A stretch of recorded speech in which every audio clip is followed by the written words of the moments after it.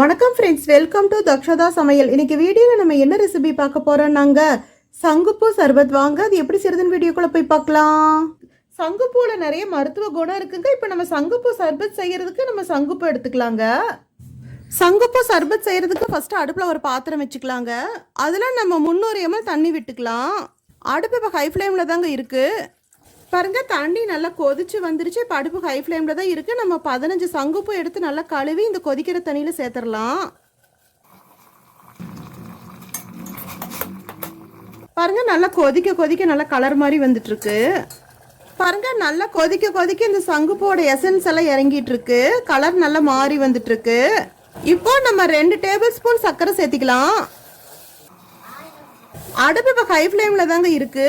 நம்மளுக்கு நல்லா கொதிச்சு கொதிச்சு ஒரு கம்பி பாகு பதம் வரணும். அந்த வரைக்கும் நம்ம நல்லா கொதிக்க வச்சுக்கணுங்க.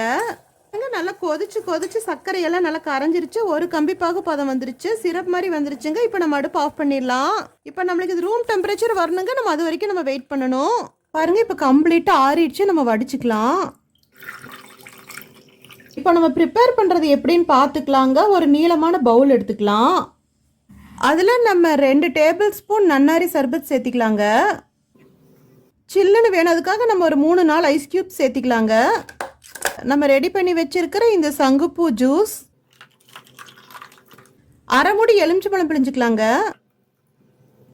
சப்ஜா சீடு 1 ஸ்பூன் எடுத்து நம்ம 1/4 கப் தண்ணியில் நம்ம 20 நிமிஷத்துக்கு முன்னாடியே ஊற வச்சுருந்தோங்க. நல்லா ஊறிடுச்சு. இப்போ அது 1 டேபிள் ஸ்பூன் சேர்த்திக்கலாம்.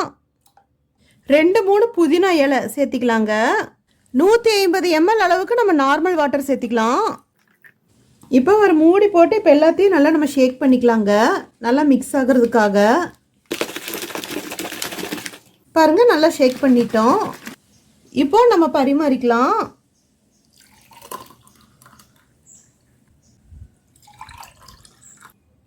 அவ்வளோதாங்க, நம்ம சுலபத்திலேயே சூப்பராக ஈஸியாக நம்ம சங்குப்பூ சர்பத் ரெடி பண்ணிட்டோம்.